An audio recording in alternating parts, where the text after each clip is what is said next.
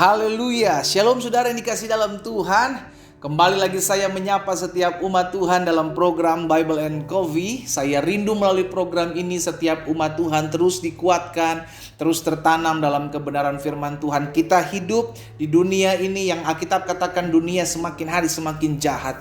Kita perlu landasan firman yang kuat sehingga hidup kita tidak bergantung dengan keadaan, tapi kitalah yang mempengaruhi keadaan. Hidup kita tidak bergantung dengan apa kata orang tentang kita, tapi kita yang mengontrol telinga kita untuk menyaring apa yang orang katakan tentang kita, sehingga hidup kita benar-benar diatur dan dituntun dan diarahkan oleh kebenaran firman Tuhan. Dan saudara yang dikasih dalam Tuhan, kembali kita akan merenungkan firman Tuhan, kita berdoa, kita datang kepada Tuhan. Bapa, terima kasih buat hari ini, kami mengucap syukur buat kasih karunia Tuhan, buat anugerah Tuhan dalam kehidupan kami. Kami percaya hidup kami aman dalam tangan Tuhan. Hidup kami ada dalam pembelaan Tuhan. Kami tahu tergenapi firman-Mu dalam kehidupan kami. 1000 boleh rebah di sisi kiri kami, 10.000 di sebelah kanan kami. Itu tidak akan pernah menimpa kami. Itulah yang menjadi bagian orang-orang yang hidup dalam anugerah dan pemeliharaan Tuhan. Itu sebabnya kami perlu firman-Mu, kami perlu pedoman, kami perlu arahan-Mu. Roh Kudus, sampaikan sesuatu bagi masing-masing kami. Di dalam nama Tuhan Yesus Kristus kami berdoa. Haleluya. Amin. Amin. Puji Tuhan. Nah, saudara yang dikasih dalam Tuhan, hari ini ada satu kebenaran firman Tuhan yang saya mau sampaikan buat setiap kita di dalam Bilangan pasal 23 ayatnya yang ke-20. Bilangan 23 ayat yang 20. Bagaimana ketika Raja Moab Balak bin Zippor memanggil Bileam, saudara yang dikasih dalam Tuhan, untuk mengutuki bangsa Israel. Ya kan? Tapi apa yang terjadi di dalam Bilangan 23 ayat 20? Alkitab bilang begini, saudara, ketahuilah, aku mendapat perintah untuk memberkati. Ini Bileam, saudara, perkataan Bileam. Padahal Bileam mendapatkan pesan khusus dari Balak bin Zippor, iya kan? Raja Moab. Dibayarnya Bileam ini, saudara, untuk mengutuki bangsa Israel. Tapi apa yang terjadi? Bileam bilang, ketahuilah, aku mendapat perintah untuk memberkati. Dan apabila dia, Tuhan, memberkati, maka aku tidak dapat membalikannya. Saya ulangi lagi perkataan Bileam.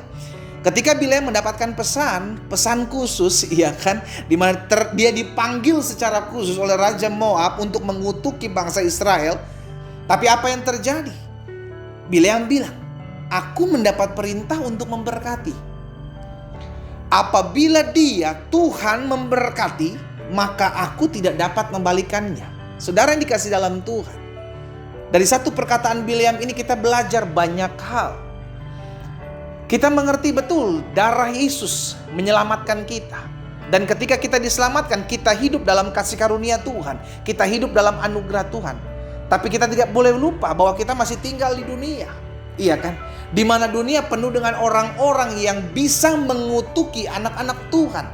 Tapi izinkan saya kembali mengingatkan firman Tuhan ini. Wow, apa yang diberkati Tuhan, saudara dikasih dalam Tuhan, tetap akan menerima berkat sekalipun orang mengutuki kita. Nah, ini yang saya mau bilang, hidup kita tidak bergantung dengan apa kata orang. Orang mau bilang, oh sial lu, oh bangkrut lu, oh sial lu gak dapat untung lu, bangun siang-siang susah hidup lu. Saudara dikasih dalam Tuhan, hidup kita tidak ditentukan oleh apa perkataan orang. Hidup kita ditentukan apa yang menjadi kebenaran firman Tuhan. Bileam tahu betul akan hal ini. Sehingga akhirnya Bileam bilang ke Balak bin Zippor, Raja Moab, Balak, ketahuilah, aku mendapat perintah untuk memberkati. Sekalipun engkau memaksa aku, membayar aku dengan begitu banyak emas, dengan begitu banyak harta benda, tapi aku mendapat perintah dari Tuhan. Kalau Tuhan memberkati, maka aku tidak dapat membalikannya. Itu jelas perkataan Bileam. Siapapun orang bisa mengutuki kita, siapapun manusia bisa merancangkan yang jahat dalam hidup kita. Tapi sebagai hamba Allah, izinkan saya menyampaikan hal ini. Kalau Tuhan sudah tetapkan engkau menjadi orang yang diberkati, maka engkau akan tetap diberkati. Sama-sama bilang sama saya, hidup saya ada dalam berkat Tuhan. Amin. Amin, saudara. Saya sedang tidak mengajarkan teologi kemakmuran, saudara dikasih dalam Tuhan. Ya, saya percaya bahwa orang yang taat, orang yang setia akan mengalami berkat Tuhan. Karena itu fokusnya jangan berkat. Sama-sama bilang sama saya, fokusnya jangan berkat. Fokus hidup kita kepada apa? kemuliaan Tuhan. Fokus hidup kita adalah menyenangkan hati Tuhan. Fokus hidup kita adalah cari kerajaan Allah. Karena itu tergenapi firman Tuhan Yesus, katakan, carilah kerajaan Allah serta kebenaran terlebih dahulu, maka semuanya akan ditambahkan kepadamu. Segala apa yang menjadi keperluan kebutuhan hidupmu, terpeliharalah hidupmu. Asalkan fokus kita hidup cari Tuhan, menyenangkan hati Tuhan. Berkat gak usah dikejar. Berkat akan mengikut dengan sendirinya. Tapi izinkan saya juga mengingatkan hal ini. Hidup kita tidak ditentukan oleh apa kata orang. Perkataan-perkataan sumpah serapah yang dilemparkan kepada kita. Sorry Pak, Bu, izinkan saya kembali mengingatkan firman Tuhan buat setiap kita hari ini. Kalau Tuhan bilang engkau sudah diberkati, maka engkau akan tetap menjadi orang-orang yang diberkati. Makanya dalam 1 Tawarik pasal yang ke-17, 1 Tawarik pasal 17 ayat 27 bagian B. Firman Tuhan bilang begini, sebab apa yang engkau berkati ya Tuhan, diberkatilah untuk selama-lamanya. Saya ulangi sekali lagi. Sebab apa yang engkau berkati ya Tuhan, diberkati untuk selama-lamanya. Jadi berkat kita tidak bergantung dari apa perkataan orang. Wah, kata orang kita akan susah nih. Wah, kata orang zaman sekarang ini zaman yang sedang digoncang. Oh, zaman sekarang ini bisnis susah. Oh, zaman sekarang ini pintu-pintu pekerjaan sudah tertutup. Oh, zaman sekarang orang mau ngomong apa tentang kita? Orang mau ngomong apa tentang keadaan saat ini? Hidup kita ditentukan apa yang menjadi firman Tuhan. Karena itu selalu saya bilang, berpeganglah, landasilah hidup kita dengan kebenaran firman Tuhan. Sehingga ketika ada perkataan-perkataan sumbang yang kita dengar, kita tidak gampang terpengaruh. Kita tidak gampang menjadi down. Kita gak akan gampang jadi orang-orang yang depresi. Aduh pendeta, gimana ya, penghasilan saya menurun sekarang nih, omset saya berkurang, aduh gimana ya. Hei, kita hidup dalam iman. Firman Tuhan jelas katakan, kita hidup bukan karena melihat, kita hidup karena percaya. Kita bekerja keras, kita lakukan yang terbaik. Berkat datangnya daripada Tuhan. Jelas Alkitab katakan, susah payah tidak akan pernah menambahkannya.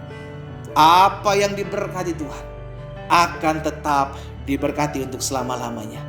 Itu sebabnya saya mengajak setiap umat Tuhan hari-hari. Betul, dunia sedang bergoncang. Betul apa yang Alkitab katakan sedang tergenapi, bahwa dunia semakin hari semakin jahat, semakin hari semakin lenyap dengan segala keinginannya.